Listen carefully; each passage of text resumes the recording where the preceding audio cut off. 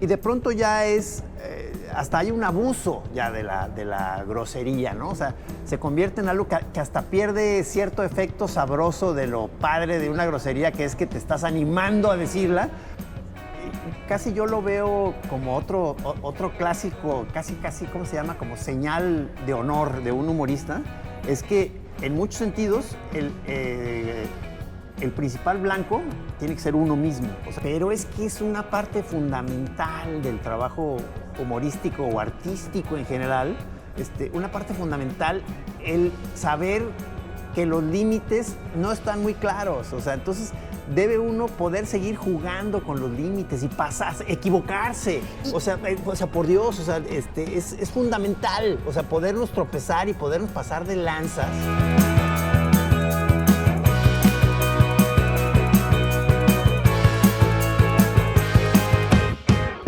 ¿Qué tal, amigas, amigos, amigues? Hoy tengo el enorme honor, gusto, placer, privilegio de platicar con alguien que se ha escrito como Molusco Tapatío, monero, creador de contenido, aunque es mucha mamonería, porque también creo que lo has comentado de esa manera. Y para mí es un placer, en serio, platicar con Gis. ¡Qué gusto! Un placer. Gusto, maestro.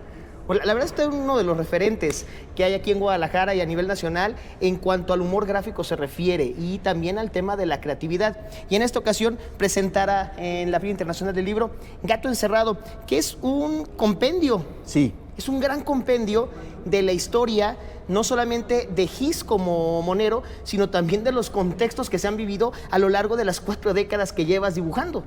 Sí, ya estoy ruco, ya estoy en esa edad en la que de pronto muchos de los proyectos tienen que ver con recopilar material que ya hice. Ahí me doy cuenta que estoy ruco. O sea, por ejemplo, es una recopilación de historietas, más o menos, casi todas son de una página de duración, es decir, historias cortas. Si no me equivoco, el grueso del material es de los 90s, poquito de los 2000s, poquito de los 80s. Pero es historieta, que es una cosa que, o sea, se me hace que eso es interesante porque en un punto del camino yo dejé de hacer historieta. O sea, me di cuenta que no es lo que me sale de modo más natural. Yo hago más bien cartón, imagen sola, con algún chistorete o algún alucine, pero ahí todavía yo pensaba que era historietista. Hablas de los 90 y como la década donde podemos ver más de tu trabajo en este libro. Y también te gusta mucho el humor. O sea, quienes han seguido tu trayectoria sabemos, o quienes hemos seguido tu trayectoria sabemos, que el humor es algo que te caracteriza. El humor, el alucine y la pachequez. Totalmente. Creo que no sé si en ese orden de prioridades, sí, pero por lo menos así están acomodados. Ahora bien, ¿cómo has visto este cambio de generar y entender el humor de los 80, los 90, los 2000 a la actualidad? Se me hace pregunta compleja. O sea, o sea, me gustaría incluso que algún estudioso del asunto me ayudara a comprender. O sea, siento que lo tengo tan cercano que a veces no alcanza uno a tener esa visión de conjunto para poder entender las cosas, ¿no? O sea, hay un aspecto en el que pienso que es lo mismo de siempre, o sea, es decir, el trabajo humorístico, narrativo o pacheco, o sea, sigue siendo lo mismo de alguna manera, ¿no? De pronto se notan cosas de época, ¿no? O sea, esta cosa famosa de esta sensibilidad actual de lo políticamente correcto, lo woke, sí se siente, o sea, por un lado, o sea, sí de pronto temas que antes era muy natural, echar cotorreo, pasarse de lanza, etcétera, de pronto ahorita como si se hubieran instaurado una serie de nuevos tabús, o sea, que está, o sea, por un lado es chido en el sentido de que ha sacado a la luz muchos temas donde se estaban dando quizá muchos abusos y muchas injusticias y muchos modos mamones así de tratar las cosas. Entonces, en un sentido, fue una cosa muy buena de toma de conciencia de muchos asuntos, ¿no?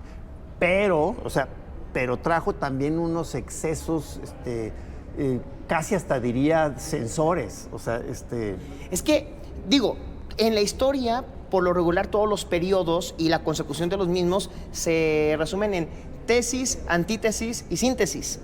Y la tesis de la generación millennial o la generación woke era lo políticamente correcto, el no burlarte de circunstancias o situaciones de grupos vulnerados. Pero no sé si has leído al respecto, me ha tocado leer. Sí, uno que hace stand-up comedy pues tiene que andar buscando cosas, ¿no? No estás en zona de peligro. No, una cosa constante, ¿no? Mira, yo cuando, en los tiempos en los que Andrés Manuel López Obrador era presidente, yo subía chistes de él y hacía la parodia, y yo sabía que mi chiste había funcionado cuando tenía más de 5,000 vistas y 4 amenazas de muerte. Entonces, ahora estoy viendo y estoy leyendo en algunos artículos que la generación centennial está siendo la antítesis de la millennial, y que los centennials están en un punto de, ok, sí hay que ser políticamente correctos, pero aguas con los excesos, porque los excesos también aburren. Oye, pues se me hace muy, muy bueno. No me había enterado de esta nueva tendencia a quizá nuevamente darnos licencias. Ajá. Y es que tú ves ahora, por ejemplo, en el stand-up comedy, que es el área donde yo me desenvuelvo más, cómo los comediantes más jóvenes, de menos de 25 años, están sacando temas que en la generación millennial nos hubieran acusado de misoginia, de homofobia, de gordofobia, etcétera. Pero ahora, como que el cinismo de la juventud les permite hacer eso. No, mira, esto conlleva nuevamente los excesos de antes. Es decir, me imagino que va a haber mucho chiste mamón, muchas crueldades para mucha gente, sí.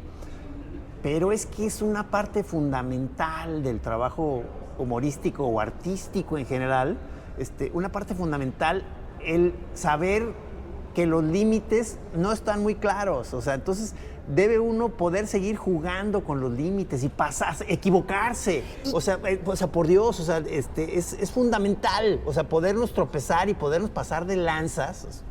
Y que al final de cuentas el humor tiene esa función social, ir empujando los límites. Hay un ejemplo que yo pongo de manera muy burda. Adal Ramones, cuando empieza Otro Rollo, pues era básicamente señalado por decir güey en televisión abierta. Y ahora, más bien, eso que hizo Adal hace 25, 30 años provocó que tiempo después en la ley de radio y televisión ya dijeran, ok, no vamos a sancionar las groserías. Y el lenguaje se amplió en un medio convencional. Sí. Porque el humor está para eso. Eso a nosotros nos pasó, por ejemplo, con esta historieta que hacíamos Trino y yo, la del Santos contra la Tetona Mendoza. Chulada. Es buena onda. O sea, y que justo una de las cosas, como es antigua, de las novedades que traía era justo el uso, entre otras cosas, el uso del lenguaje y de las vulgaridades y groserías y todo esto. Que en ese momento sí se veía como siento yo, como una aportación, porque no había mucho haciéndose así. Pero así como dices, de pronto se empezó, pues cumplió esta función de abrir el campo, trajo, así como estás hablando de esos movimientos pendulares, y de pronto ya hasta hay un abuso ya de la grosería, ¿no? O sea, se convierte en algo que hasta pierde cierto efecto sabroso de lo padre de una grosería, que es que te estás animando a decirla. Ahorita ya es hasta enfadoso, porque es un facilismo, ¿no? Sí, Zul de la Cueva, gran amigo, en paz descanse, decía, mucho es demasiado y demasiado es mucho. O sea, el exceso daña en cualquier manera, y lo que no abona atenta. Eso lo decía Gus Proal, otro comediante de stand-up.